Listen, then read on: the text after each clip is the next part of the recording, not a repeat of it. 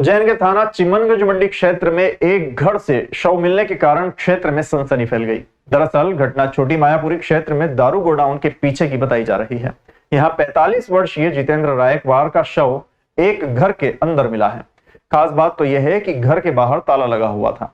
घटना की जानकारी लगते ही पुलिस मौके पर पहुंची और शव को जिला अस्पताल लाया गया। बताया जा रहा है कि मृतक जितेंद्र आगर रोड के नाका नंबर 5 का रहने वाला है। इसका एक मकान छोटी मायापुरी में भी है। जितेंद्र की उम्र लगभग 45 वर्ष है। वो छोटी उद्योगपुरी में मेहंदी बनाने के कारखाने में काम करता था। 7 दिन पहले जितेंद्र राखी बंधवाने के बाद घर से गया, उसके बाद नहीं लौटा। परिजनों ने खोजबीन शुरू की। जब वो छोटी मायापुरी स्थित मकान के पास पहुंचे तो वहां बदबू आ रही थी। शंका होने पर ताला खुलवाया तो देखा जितेंद्र का शव पड़ा हुआ है और घर का सामान भी बिखरा हुआ था। शव पूरी तरह से सड़ चुका था। एफएसएल टीम ने जांच शुरू कर दी है। शव करीब 7 दिन पुराना ही बताया जा रहा है। वहीं मामले में पुलिस ने भी मर्ग कायम कर जांच शुरू की है। हत्या की आशंका भी जताई गई है। बताया जा रहा है पोस्टमार्टम रिपोर्ट आने के बाद ही मौत के कारणों का वास्तविक पता चल पाएगा। ये राखी बंधवाने के बाद रात को 9:30 बजे के समथिंग घर से निकले थे और उसके बाद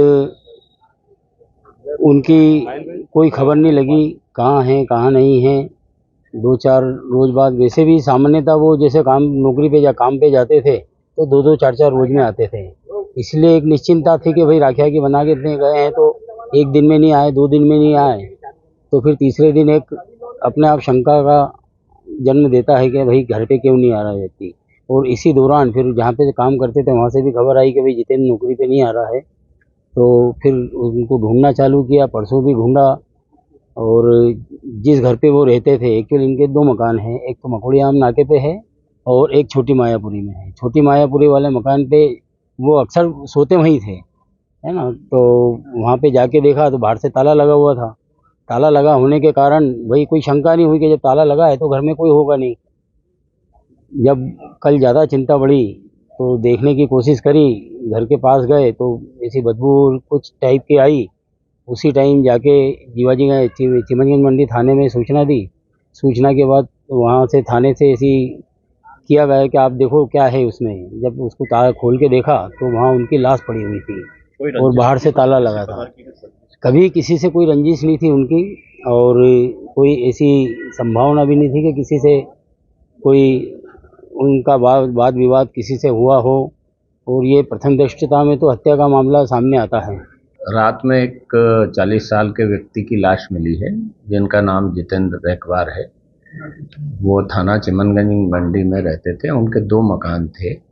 एक मकान में उनके परिवार वाले रहते थे। वो परिवार वालों से उनका विवाद था तो वो यहाँ झुग्गी झोपड़ी में रहने लगे थे। 30 तारीख को वो अपने घर से आए थे और कल रात को जब सूचना उनके परिवार वाले आए, जो 30 तारीख से वो नहीं गए, तो उनके परिवार वाले आए। उन लोगों ने देखा तो घर में वो मृत अवस्था में मिले हैं।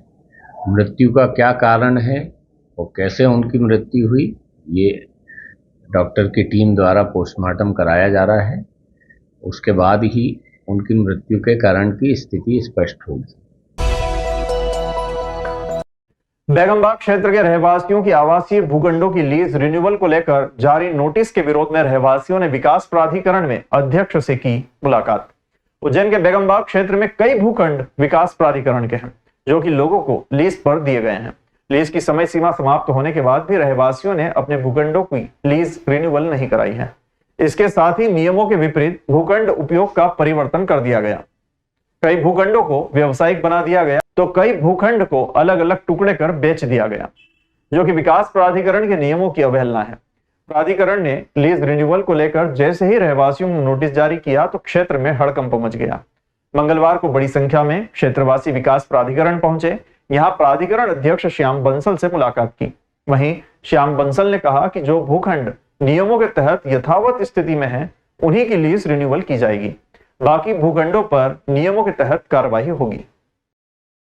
देखिए, बातचीत हमारी बहुत अच्छे वातावरण में हुई है। उन्होंने पॉजिटिव बात भी कही है, पर 40-60 वाले जो प्लाट हैं उनकी लीज नवीनीकरण की बात उन्होंने कही है। जो लोग पार्ट अपने कर चुके हैं उसके लिए कोई चर्चा नहीं हुई है और हम लोग लीज भरने को तैयार हैं। जो पेनल्टी उनकी है वो भी सब भरने को तैयार हैं। अब जो ये आगे प्रोसेस हमको बताएंगे उसके अकॉर्डिंग हम काम करने को तैयार हैं। उस विषय पे तो कोई सहमति अभी हुई नहीं है, पर ये है कि अगर हम भूखंडों को जो व्यावसायिक है या तो हम उसको बंद कर दें, या फिर हमने उनसे ये चर्चा की है कि अब जो व्यावसायिक हमारे हुए कमर्शियल टैक्स आप हम ले भी सकते हैं हमसे, कमर्शियल करके हमको कमर्शियल की परमिशन दे दें।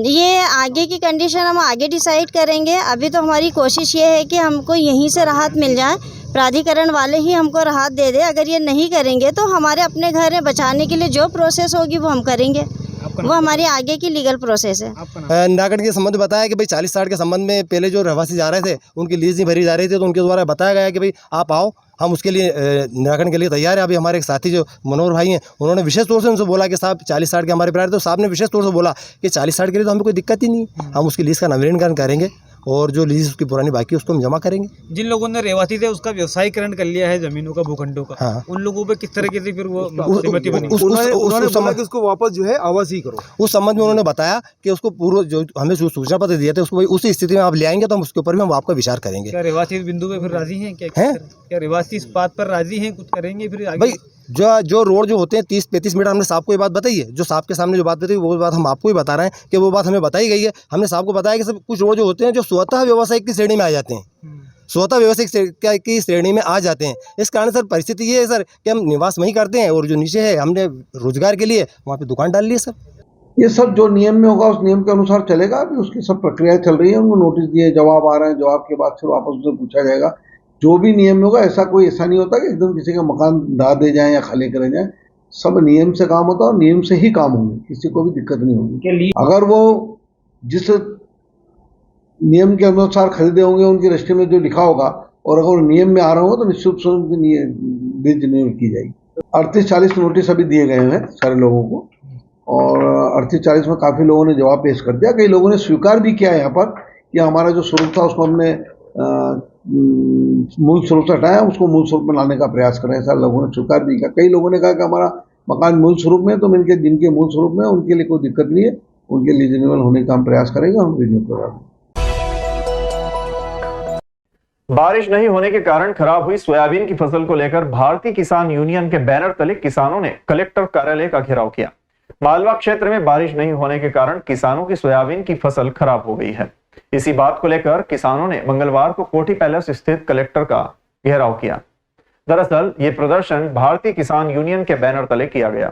यहां बड़ी संख्या में किसान अपनी खराब हुई फसल को हाथों में लेकर पहुंचे, प्रदेश सरकार के खिलाफ नारेबाजी की व कलेक्टर कुमार पुरुषोत्तम के द्वारा मुख्यमंत्री शिवराज सिंह चौहान के नाम ज्ञापन सौंपा गया। भारतीय किसान यूनियन के जिला अध्यक्ष भगवान सिंह राजपूत ने बताया कि उन्होंने अपनी 6 बिंदुओं की मांग रखी है, जिसमें जिले को सूखा घोषित करना, खराब हुई फसलों का मुआवजा देना, बीमा भुगतान और बिजली कटौती तत्काल बंद करने की मांग है। यहाँ किसान रैली के माध्यम से कलेक्टर कार्यालय पहुंचे और प्रदर्शन किया गया। 10 घंटे किसानों को लाइट मिल रही थी, वह काटकर 7 घंटे कर दी गई है। उस 7 घंटे में भी 70 बार ट्रिप कर किसान आत्महत्या करने के लिए मजबूर है। इसीलिए आज हम सब किसान भाई यहाँ पर माननीय कलेक्टर साहब को ज्ञापन देने के लिए आए हैं कि ताकि कलेक्टर साहब हमारी बात सुने। जानना चाहते हैं कि जो किसान ने आपको वोट दिया और जो आपने किसानों की आज 2 गुने करने की बात कही थी, कहीं ना कहीं आपने किसानों के साथ छलावा किया है और आज हमारा किसान इस स्थिति में आ गया है कि वह दिन रात सोच रहा है कि अब मैं अगली फसल कैसे लगाऊं, या तो फसल बर्बाद हो गई। जिले में अल्प वर्षा के कारण आज की तारीख में किसान बुरी तरह प्रभावित हो चुका है। आज भी अगर वर्षा हो जाती है तो भी किसान का 60% नुकसान सोयाबीन की फसलों को लेकर हो चुका है और इसकी भरपाई अब शायद आने वाले समय में भले ही वर्षा हो जाए, भले नदी नाले उफान पे आ जाए, तो भी अब पूर्ति होने वाले नहीं है। तो हमारे 6 बिंदु थे। हम जिले को सूखा घोषित करवाने की मांग करते हैं, किसानों को मुआवजा सरकार की ओर से मिले और किसानों ने जो प्रीमियम कटवाई है बीमा कंपनियों को, वो बीमा कंपनी भी सर्वे के उपरांत तत्काल हमारे किसानों को जो बीमा क्लेम की राशि, किसानों को बीमा क्लेम की राशि और बीमा और बाकी किसानों के लिए सिर्फ अल्प वर्षा से जो उत्पन्न जो समस्या है उसको लेकर के हमारी मांग थी। दूसरा, विद्युत कटौती अभी से मतलब प्रारंभ हो गई है और खास करके ग्रामीण क्षेत्र में, तो हम चाहते हैं कि अगर कटौती करना ही है तो सबको समानता के भाव से देखिए, गांव और शहरों में भेदभाव मत करिए। किसान ये कटौती बर्दाश्त नहीं करेगा क्योंकि अभी उसको अपनी फसल थोड़ी बहुत अगर बच्ची उसको पालना है, पानी देना है खेतों में और आप 4 घंटे 5 घंटे बिजली बंद करके बैठे हो, आगे उसके परिवार की क्या हालत होगी। किसान आत्महत्या करना प्रारंभ कर चुका है, आगे ये संख्याएं और बढ़ेगी और हम नहीं चाहते कि सरकार बदनाम और हमारे किसान घर में ही आत्महत्या करे, पेड़ों पर झूल जाए। पंखों पर झूल जाए।